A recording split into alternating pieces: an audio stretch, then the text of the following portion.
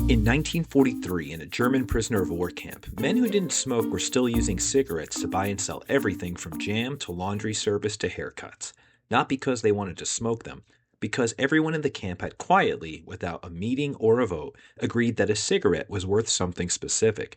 And that agreement was enough to build an entire functioning economy on top of, complete with prices, savings, inflation, and even its own version of a stock market rumor mill. A British officer imprisoned there, Richard Radford, later wrote an academic paper about it, and buried in that paper is the answer to a question that sounds simple but genuinely isn't. What actually is money? Here's the uncomfortable part. The number sitting in your bank account right now, it isn't backed by a pile of gold somewhere. It isn't even backed by anything you could touch. It's a number in a database, and it has value for almost exactly the same reason a cigarette had value in a 1943 prisoner of war camp, because enough people agree it does. That sounds obvious when you say it out loud, but most people go their entire lives using money every single day without ever asking what it actually is, where the agreement came from, or what happens if that agreement ever breaks. And the honest history of money is stranger than almost anyone expects. It's not a straight line from cavemen trading rocks to you tapping a phone at checkout. It's a messy, repeated experiment in how far human trust can stretch, tested on tiny islands, in prison camps, and in hyperinflated cities, and right now, in server farms running code nobody's government wrote.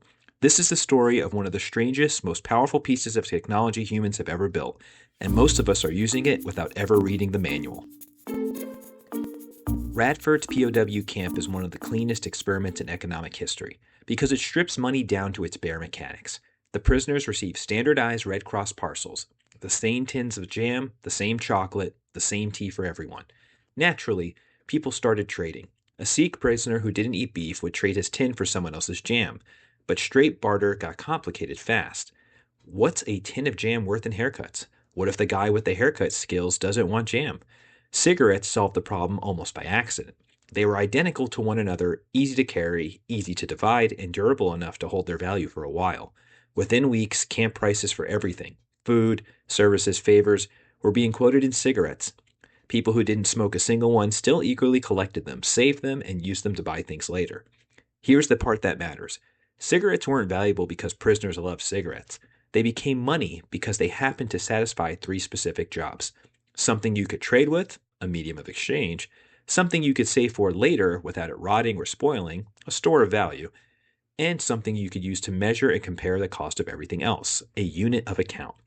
Any object that can do those three jobs in a community that agrees to treat it that way can function as money. The camp economy even developed its own version of monetary policy without anyone intending it to. When Red Cross shipments were delayed, cigarettes grew scarce and prices for everything else quietly fell. The camp version of deflation. When a big shipment arrived, cigarettes flooded in and suddenly everything cost more cigarettes than it had the week before. Prisoners who noticed this pattern started hoarding cigarettes during shortages and spending them fast right after deliveries, which is essentially exactly how professional currency traders behave in the real world, just with far higher stakes and far worse haircuts. Before going further, it's worth clearing up a story almost everyone was taught because the true history of money starts by contradicting it. The traditional textbook version goes like this. Early humans first bartered goods directly. My chicken for your grain. Found that clunky and inconvenient and eventually invented money to solve the problem. It's a tidy story. It's been repeated by economists for centuries, going back to Adam Smith, but there's just one issue with it. When anthropologists went looking for real-world societies that actually ran on pure barter before money existed, they largely couldn't find any. Cambridge anthropologist Caroline Humphrey put it bluntly in a widely cited 1985 paper. No example of a pure barter economy has ever actually been documented, historically or in the field, and neither has any case of money directly emerging out of one. Anthropologist David Graeber made a similar case more recently, arguing that in rare instances where barter does show up in historical record, it typically happens between people who already know how money works, but simply don't have much of it on hand at the moment, not people inventing an exchange from scratch. This isn't a fully settled debate. Some economists have pushed back hard on this anthropological reframing, arguing that the lack of documented pure barter societies doesn't necessarily disprove the underlying logic of how monetary exchange could emerge. But the practical takeaway holds either way.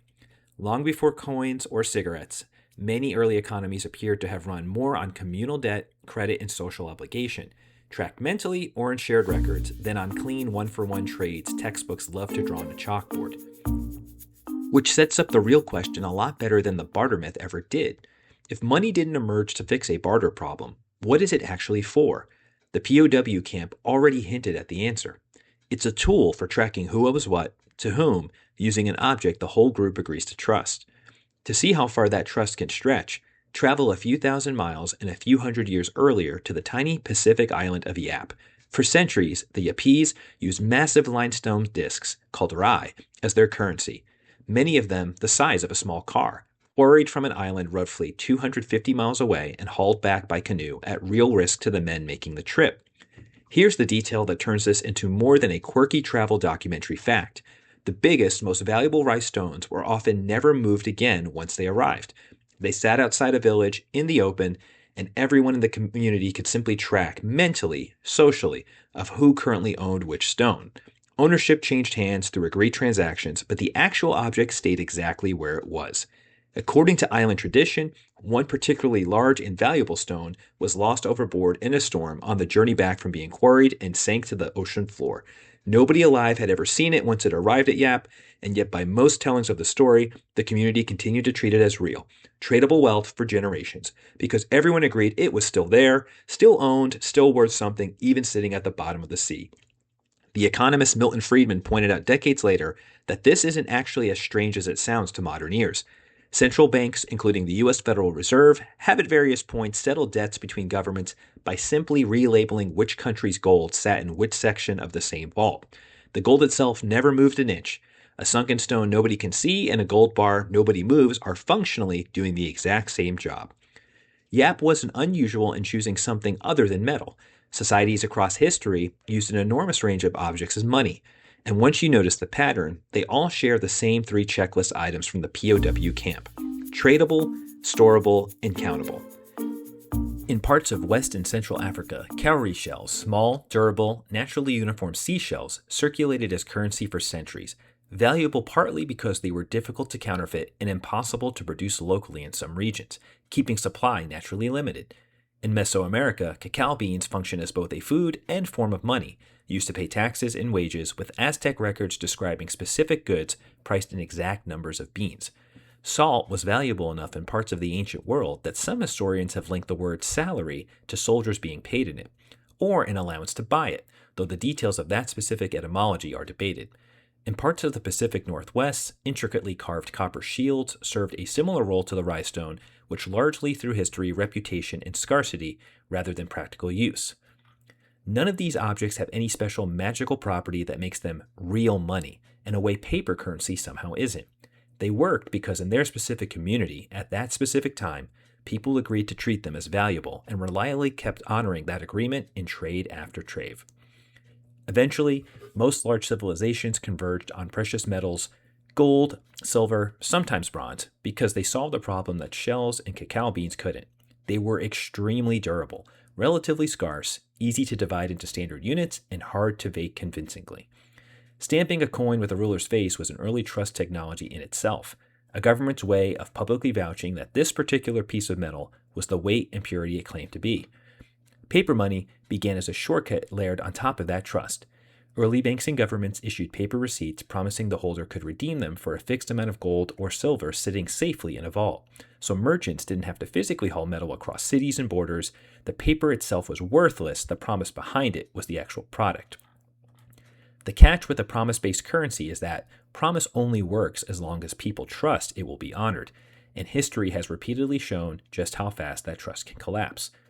In post-World War I Germany, the government financed enormous war debts and reparation payments by printing more and more paper marks, far outpacing anything the economy could actually back up. By November of 1923, $1 US was roughly 1 trillion German marks. Prices didn't just rise daily. In some cases, they rose during a single meal. One frequently told account describes a student ordering a cup of coffee only to be charged more for a second cup ordered minutes later because the price had already gone up while he was still drinking the first one.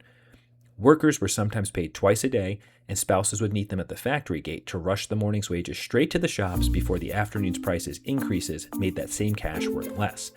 Wheelbarrows, buckets, and suitcases became standard tools for hauling around stacks of banknotes just to buy groceries. And in a detail that says everything about how worthless the paper had become, some families genuinely found it cheaper to burn stacks of banknotes for heat or paper their walls with them than to buy firewood or wallpaper with what that cash could still purchase.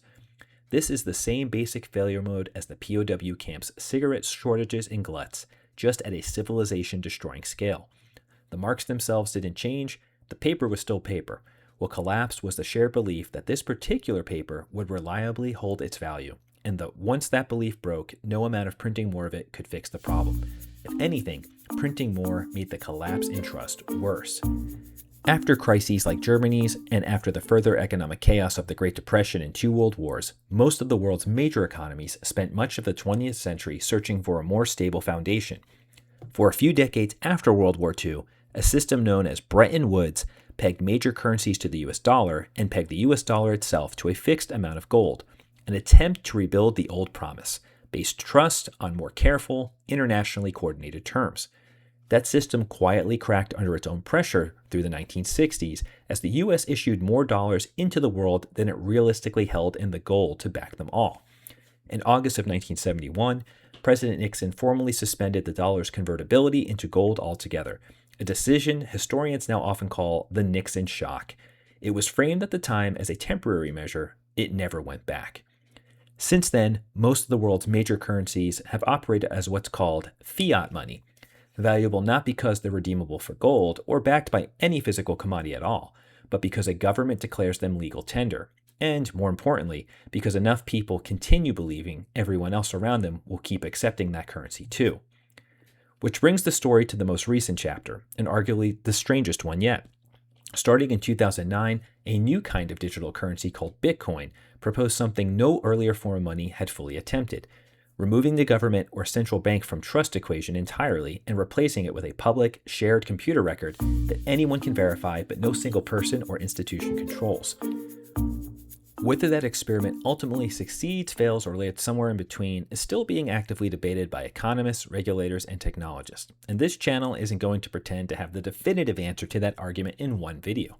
What's genuinely fascinating from a pure history of money standpoint is the underlying bet being made that a large enough group of strangers can build and maintain shared trust in a currency using cryptography and a public ledger the same way a POW camp builds shared trust in a cigarette or a village on Yap builds shared trust in a sunken stone nobody could see. Here's the reframe that connects every single example in this video.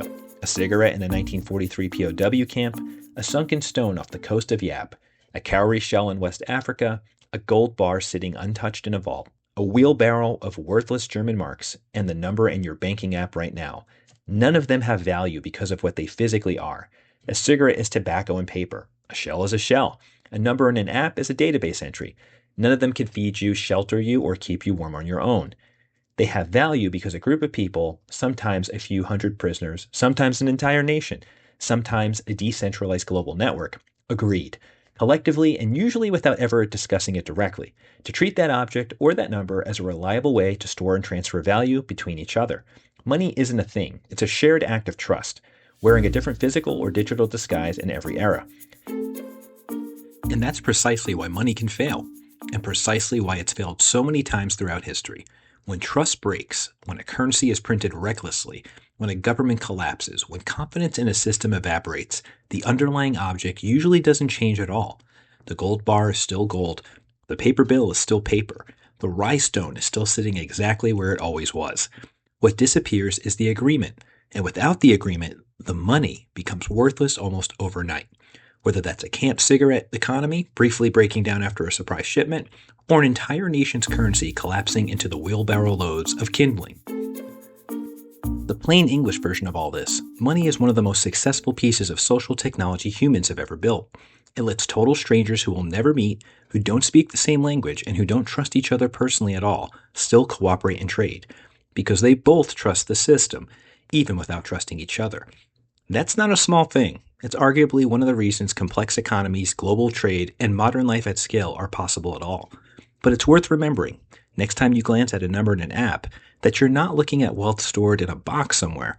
You're looking at a promise, held up by millions of strangers agreeing, for now, to keep believing in it. The same fragile, remarkable agreement that once held together a POW's cigarette camp economy once collapsed hard enough in 1920s Germany to make cash cheaper to burn than firewood.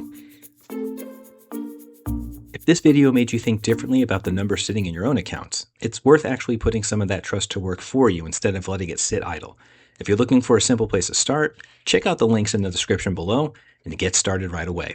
As always, not financial advice, just financial history. See you next week.